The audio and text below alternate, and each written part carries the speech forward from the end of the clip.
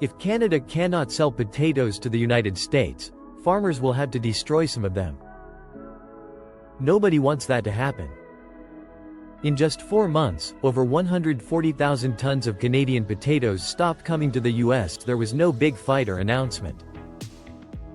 They just disappeared. The reason is simple. On April 2, Washington added a 35% tax on Canadian potatoes. A $22 bag now costs $30. A plate of fries that was $3.50 is now $5.25. While Americans are paying more for lower quality fries, Canada's Prime Minister did not argue. Instead, he went to Asia and signed a $1.6 billion trade deal without looking back. Now warehouses are empty. Farmers are planting less. Diners are serving smaller portions. But here is the truth. The potatoes were not blocked at the border. They left quietly. When you tax your closest trading partner and call it strategy, do not be surprised if even potatoes say no thanks. For decades, potato trade between Canada and the US was strong and stable. In 2024, Canada sent about 350,000 metric tons of potatoes south. That was enough to feed 17 million American households, especially in northern states with long winters. It was not just trade. It was tradition. Minnesota diners, for example, depended on potatoes from Prince Edward Island. This reliable system collapsed after the US government decided to tax Canadian potatoes. There was no public debate or explanation. Just a sudden 35% tax. According to Agriculture Canada, potato exports to the US dropped 41% in the second quarter of 2025. That was a decline not seen since the 1980s. The US treated potatoes like luxury items. A 25-ton shipment of frozen fries once worth $32,000 now has an added $11,200 tax. Americans eat more fries than broccoli. But now fries cost more than ever. The USDA says the average price of fries went from $3.50 to $5.25 in 1 quarter. That is not inflation. That is sabotage. Restaurants are switching to cheaper US potatoes. But customers are not happy. The fries do not taste the same. People complain about soggy texture, uneven color, and even a strange chemical aftertaste. Smaller diners cannot afford the higher costs. So they cut portions or quietly change their menus. What made this worse was the lack of communication. Canada was not warned. There were no talks. No timeline. Just a sudden wall of taxes. When America builds barriers like this, neighbors do not always fight back. Sometimes they just walk away. Canadian companies like McCain and Cavendish once shipped thousands of containers of frozen fries to the US. Now they have cut back. No big announcements. Just fewer contracts, fewer trucks, and emptier warehouses in Prince Edward Island, New Brunswick, and Alberta. According to Statistics Canada, many medium-sized farms cut potato planting by 15 to 25% this year. Not because of drought. Not because of pests. But because their biggest buyer, the United States, is no longer buying. On this side of the border, things are not looking good. US importers are facing very high costs. They are now buying American potatoes. But these potatoes have problems. They don't cook evenly. They don't last as long. A report from the USDA in July 2025 shows restaurants in Minnesota, Wisconsin, and Michigan are unhappy. They say potato quality has dropped by 10 to 18%. Customers complain the fries don't taste right.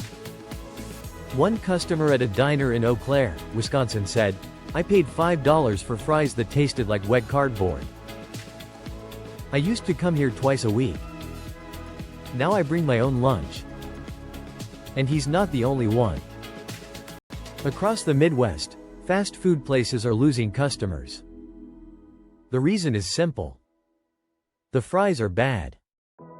A franchise owner in Duluth said, "We didn't change suppliers because we wanted to. We changed because our Canadian truck stopped coming." Customers noticed within a week and stopped coming back.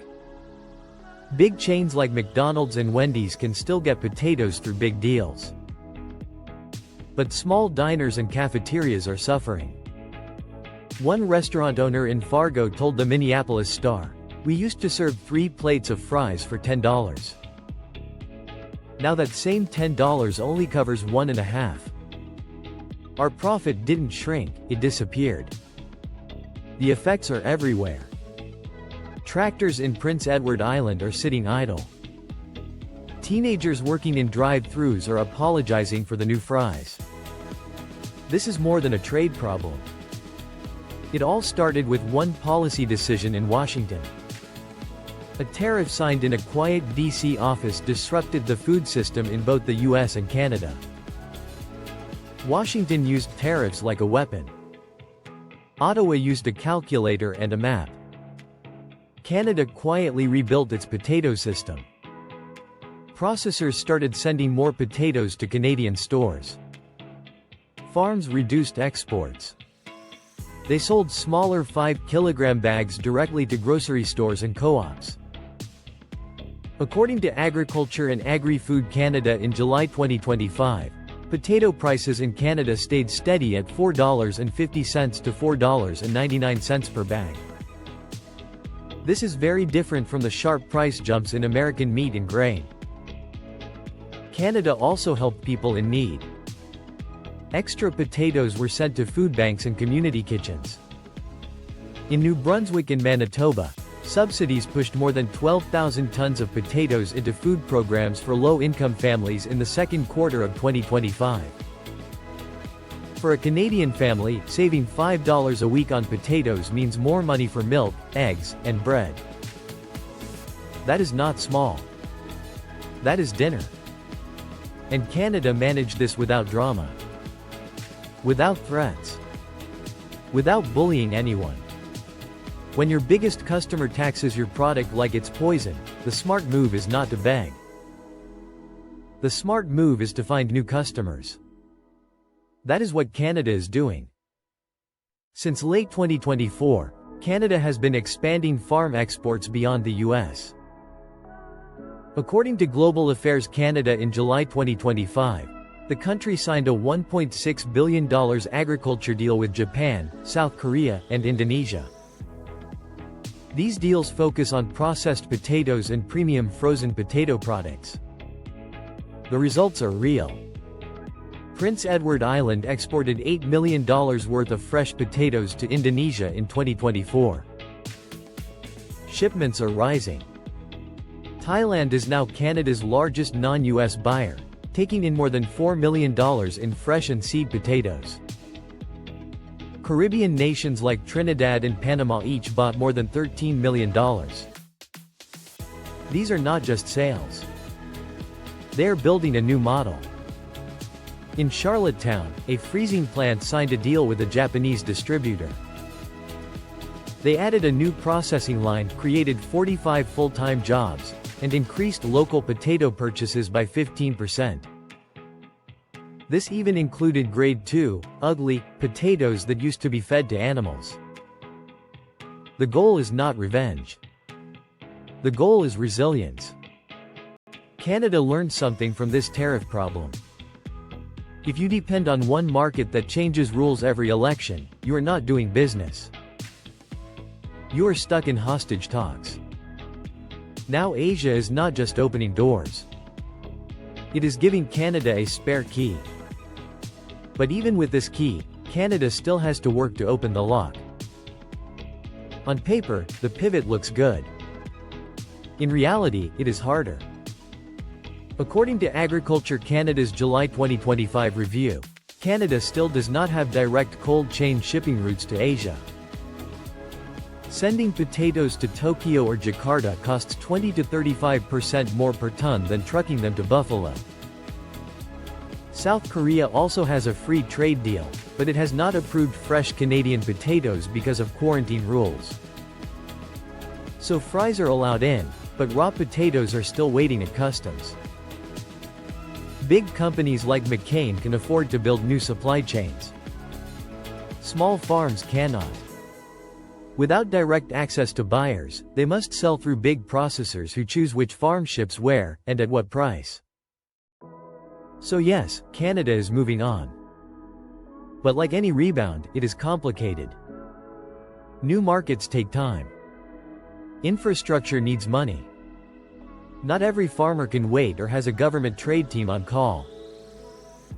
Diversifying sounds smart, until you are the small farmer waiting for a ship that only sails once a month. In the end, no one declared a trade war. There were no speeches or boycotts. Just tariffs. And retreat. By July 2025, World Trade Monitor reported a 41.7% drop in Canadian potato exports to the U.S. U.S. potato imports overall fell 19%. Economists call this policy-induced friction, but this is not only about exports or fries. It is about trust. Canada did not slam the door. They just stopped knocking. That is the part Washington does not want to admit. When your closest partner walks away quietly, it may not be defiance. It may be exhaustion.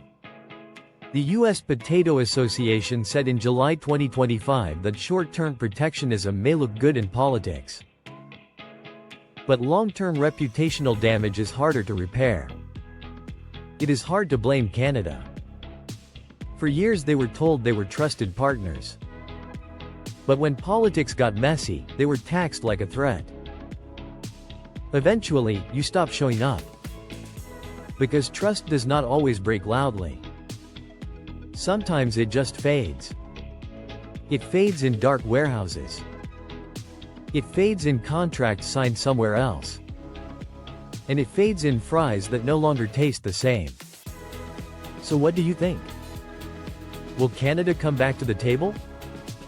Or was this the quietest breakup in North American trade history? Drop your thoughts in the comments. And hit subscribe so you do not miss the next time someone taxes trust and calls it strategy.